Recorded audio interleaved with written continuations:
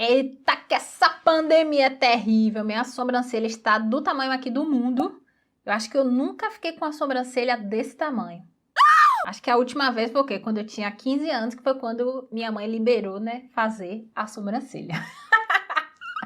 Fora isso, sempre feitinha. Mas olhe para isso, olhe para o estado, né? Essa pandemia é terrível. Veio aí para poder revolucionar muitas coisas. Mas é isso, os cabelos tá aqui tipo um capacete, a sobrancelha de taturana, que não tem nem mais tamanho. Mas é isso, a gente vai seguindo, E vamos para o que interessa, né? Porque a gente veio aqui mesmo falar sobre estética. Vamos embora! E no vídeo de hoje nós vamos falar sobre cosmetologia associada à celulite. Eita, peraí. Celulite não, celulite é uma inflamação na célula. Celulite não é uma disfunção estética. Então vamos refazer tudo. E no vídeo de hoje nós vamos falar sobre cosmetologia associada ao fibroedema geloide. Isso mesmo, o nome é terrível e esse é um dos nomes mais bonitinhos que a gente tem para poder falar dessa disfunção, viu? Porque os outros são cabulosos. Mas esse é mais aceitável, né? E quando a gente fala, né, da disfunção estética, a gente fala sobre o fibroedema geloide, popularmente é conhecido como celulite, só que é o termo utilizado de forma equivocada. Celulite é uma inflamação na célula e não condiz com a disfunção estética que nós tratamos. Então, por conta disso, né, é importante que a gente reforce para as pessoas e para nós mesmas, né, profissionais e estudantes da área da estética, que o termo correto é fibroedema geloide. Tem outras nomenclaturas também que podem ser utilizadas. Eu normalmente utilizo o FEG, né, fibroedema geloide, ao invés, né, da gente utilizar celulite, tá? Eu sei que muitas vezes, né, para que a cliente entenda o que a gente está falando, a gente acaba utilizando termos populares, mas é importante também que a gente informe para as pessoas os termos corretos para que elas comecem a utilizar a nomenclatura correta, ao invés de continuar, né, usando o termo inadequado, tá? Então, quando nós falamos da disfunção estética, nós estamos falando do fibroedema geloide e é o que nós vamos ver aqui hoje e a sua associação com os cosméticos, né? De que forma os cosméticos eles vão auxiliar no tratamento do fibroedema geloide. Mas antes de falar, né, sobre os cosméticos, é importante que a gente entenda o que é o fibroedema geloide. O fibroedema geloide é uma infiltração edematosa do tecido conjuntivo, seguido da polimerização da substância fundamental amorfa, que infiltrando nas tramas vai produzir uma reação fibrótica. Tem um conceitozinho que é mais simplesinho e eu gosto bastante, que diz o seguinte: diz que o fibroedema geloide é uma alteração venolinfática com edema e uma alteração no tecido adiposo. Então, isso significa que para que a gente tenha o surgimento, né, do fibroedema geloide, a gente vai precisar, né? E aí é um conjunto, tá, gente, de reações aí que vai acontecendo no nosso corpo, no organismo, no nosso tecido, né?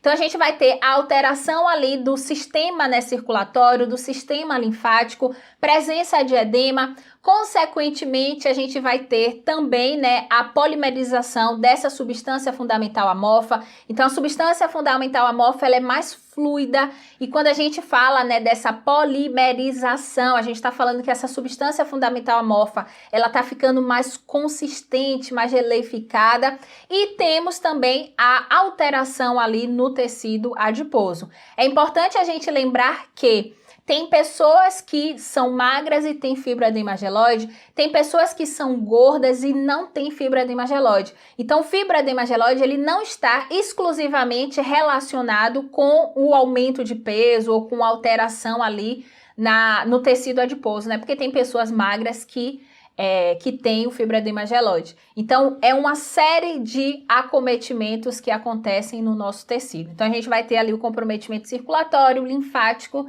e do tecido adiposo. Quando nós falamos de cosmetologia e fibroedema gelóide, a gente pensa em dois mecanismos principais. O primeiro é atuar na adiposidade, no tecido adiposo, e o segundo é atuar justamente nesse comprometimento venolinfático. Então, a gente tem que auxiliar a circulação e auxiliar também o sistema linfático. A atuação nos adipócitos, ela é subdividida em 3 etapas, tá? Então, a gente pode atuar nos adipócitos de várias formas.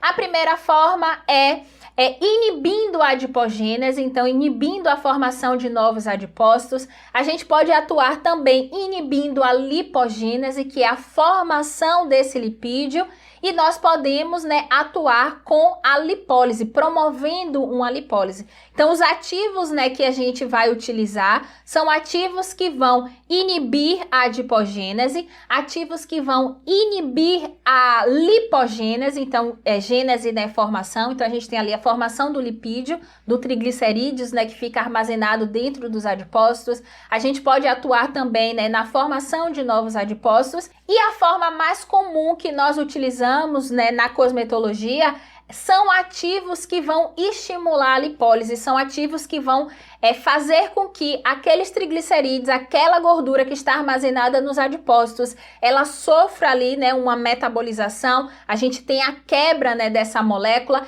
e, consequentemente, a gente precisa que o cliente da gente gaste esse material aí, e esse gasto é em forma de energia, em forma de ATP. Por isso que é importante estar sempre associando os tratamentos estéticos com atividade física. Então, essas são as formas de atuar na adipogênese quando a gente fala de fibroedema gelóide. E eu sei que vocês ficam curiosas para saber com relação aos ativos, quais são os ativos que a gente pode utilizar para atuar no tecido adiposo que vão favorecer a inibição dessa adipogênese. A gente tem alguns ativos, Entre eles nós temos a fisetina, o Provislin e o liporeductil. E os ativos que vão atuar estimulando a lipólise, que esses aí a gente conhece muito bem, nós temos a L-carnitina, nós temos a cafeína, nós temos o liporeductil, o algísio C. Esses ativos aqui todos, que eu falei, eles podem ser utilizados, com o objetivo de estarem atuando no tecido adiposo. E a segunda forma de utilizar a cosmetologia a nosso favor é atuar na circulação. A gente vai diminuir esse edema, aumentar a resistência dos capilares, facilitar a reabsorção de líquidos, melhorar também, o aumento ali da circulação. E os ativos que vão nos auxiliar nesse processo são a centelha asiática, a hera, o ácido ascórbico, o silício orgânico, a ginkgo biloba. Então, são ativos aí que a gente pode estar utilizando a nosso favor. Eu acredito que a cosmetologia é um dos maiores aliados que nós temos na estética. Então, eu sou apaixonada, completamente apaixonada, pela cosmetologia, mas para que a gente consiga, utilizar muito bem esse recurso e a gente entregue um resultado satisfatório para os nossos clientes, a gente precisa fazer uma avaliação para que a gente consiga determinar se com o cosmético, a gente vai ter resultados satisfatórios, ou se é importante nós aliarmos aí, unirmos força e utilizarmos, recursos que vão favorecer aquela disfunção, tá? Então, quando a gente fala, de ativo, de cosmetologia, esse mecanismo de ação que a gente vai buscar. Então, a gente vai buscar atuar no tecido adiposo, a gente vai buscar atuar na circulação, mas é importante também que a gente entenda a disfunção para que a gente avalie ali o estágio, o grau daquela disfunção, para poder ver se só a cosmetologia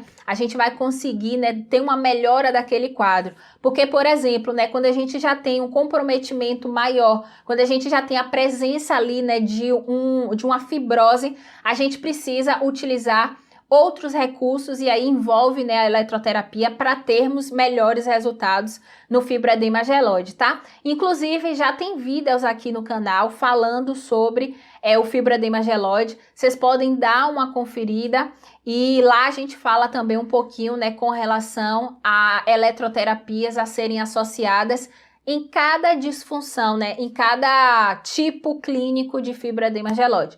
Eu espero que você tenha gostado desse vídeo. Não se esquece de deixar o like. Isso faz com que a gente consiga ajudar mais pessoas que estão em busca desse conteúdo. Faz com que essas pessoas, né, elas encontrem esse vídeo mais fácil. Então deixa aí o like. Isso também para mim vai ser um indicativo ali de que você está gostando bastante do conteúdo. Certo? Dúvidas? Coloca aqui nos comentários e eu te espero no próximo vídeo.